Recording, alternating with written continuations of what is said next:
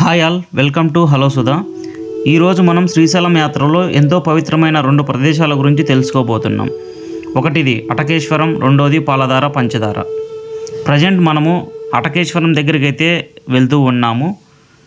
ఇప్పుడు నేను చూపించేది అటకేశ్వర దేవాలయము. అటకేశ్వరం శ్రీశైలం ప్రధాన దేవాలయం నుండి సుమారు 5 కిలోమీటర్ల దూరంలో నల్లమల అటవీ ప్రాంతంలో ఉంది. ఇక్కడ ఉన్న శివలింగాన్ని అటకేశ్వర లింగం అంటారు. ఇది స్వయంభూ రూపంలో వెలిసిందని భక్తుల నమ్మకం. ఇక్కడ దర్శనం చేసుకుంటే కాశీయాత్ర చేసిన ఫలితం దక్కుతుందని చెబుతారు. ఈ అటకేశ్వరంలో ముఖ్యంగా 2 ప్లేసెస్ ఉన్నాయి. ఒకటి వచ్చేసి శ్రీ లలితాంబాదేవి శక్తిపీఠం ఉంది. తర్వాత మన అటకేశ్వరుడి ఆలయం అయితే ఉంది.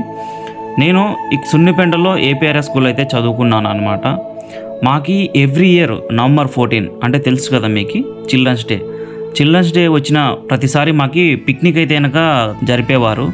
ఆ పిక్నిక్కి మాకు స్పాట్ వచ్చేసి ఈ అటకేశ్వరం పాలధార పంచదార అనమాట. ఇక్కడ మాకు చాలా మెమొరీస్ అయితే ఉన్నాయన్నమాట. ఇక్కడే ఆఫ్టర్నూన్ ఫుడ్ అంతా మాకు ఇక్కడే ప్రొవైడ్ చేసేవాళ్ళు. అండ్ ఇక్కడ కల్చరల్ యాక్టివిటీస్ లైక్ డ్యాన్సెస్, పాటలు ఇలా చాలా అయితే కండక్ట్ చేసేవాళ్ళు మాకు ఇక్కడ. ఈ అటకేశ్వరంకి వచ్చినప్పుడు అయితే కనుక నా స్కూల్ మెమరీస్ అయితే గుర్తుకొచ్చాయి.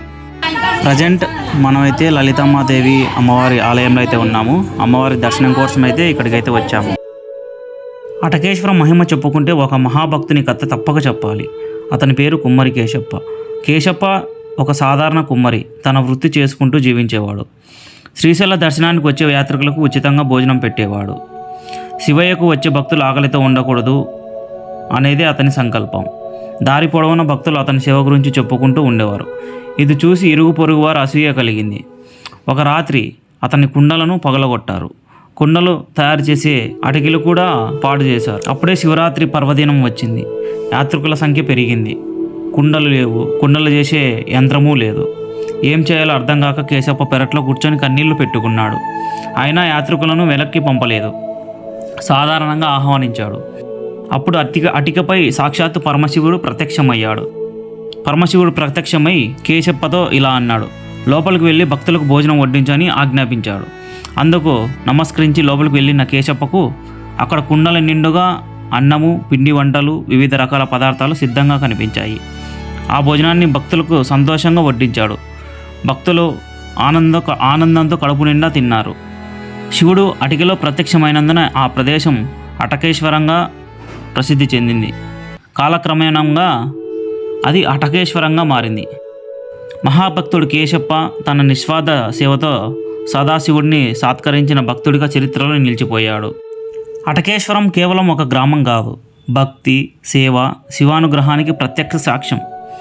కుమ్మరి కేశప్ప చూపించిన మార్గం మనకు చెబుతుంది: నిస్వార్థ సేవే నిజమైన శివారాధన. ఓం నమః శివాయ.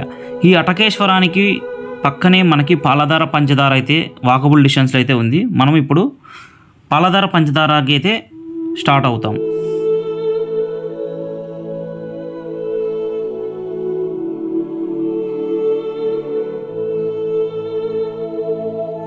ప్రజెంట్ మనము పాలధార పంచదార దగ్గర అయితే ఉన్నాము.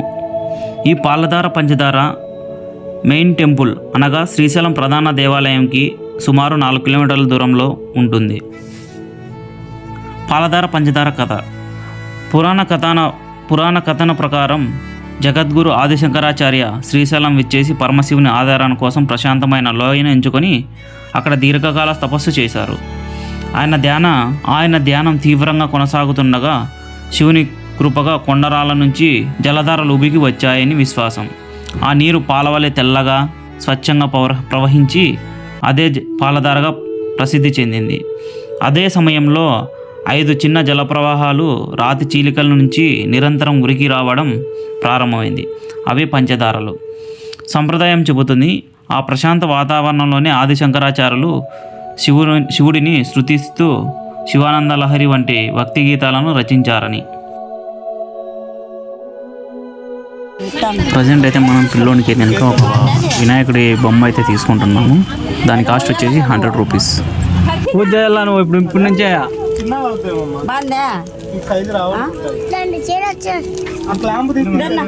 ఎందుకు పాలధార పంచదార అని పిలుస్తారు?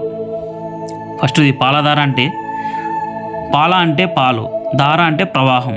ఇక్కడ నీరు పాలలాగా తెల్లగా కనిపించడం వల్ల పాలధార అనే పేరు వచ్చింది. పంచదార ఎలా వచ్చింది? పంచ అంటే 5, దార అంటే జల ప్రవాహం. రాళ్ళ నుంచి 5 వేర్వేరు నీటి ప్రవాహాలు ఉరికి రావడం వల్ల దీనిని పంచదార అని పిలుస్తారు. స్థానిక విశ్వాసం ప్రకారం ఈ 5 దారలు పంచభూతాలను సూచిస్తాయి. పంచభూతాలు అనగా భూమి, నీరు, అగ్ని, గాలి, ఆకాశం. మరొక ఆసక్తికరమైన విషయం ఏమిటంటే ప్రతి ద్వారకు స్వల్పంగా వేర్వేరు రుచి ఉంటుందని భక్తులు చెబుతారు. ఒక దార నుంచి నీరు తాగి మరొక దారి నుంచి తాగితే తేడా గమనించవచ్చని అంటారు. పాలధార, పంచదార అనేది కేవలం సహజ జలధార మాత్రమే కాదు. అది ఆది శంకరాచార్యుల తపస్సు, శివకృప, ప్రకృతి మహిమ కలిగిన పవిత్ర స్థలం.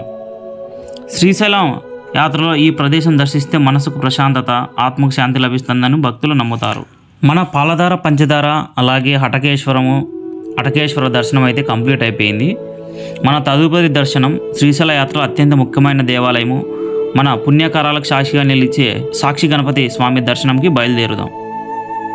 మీరు ఈ పాలధార, పంచదార చేరుకోవాలి అంటే మీరైతే కనుక లోయలా ఉన్నటువంటి మెట్లనైతే కనుక దిగాల్సి వస్తుంది. ఆ మెట్ల సంఖ్య దాదాపు 50 నుంచి 100 లోపలైతే ఉంటాయి. సీనియర్ సిటిజన్స్ అయితే కనుక కొంచెం చూసుకొని నడవడం చాలా బెస్ట్, ఎందుకంటే స్టెప్స్ అయితే సరిగ్గా లేవు.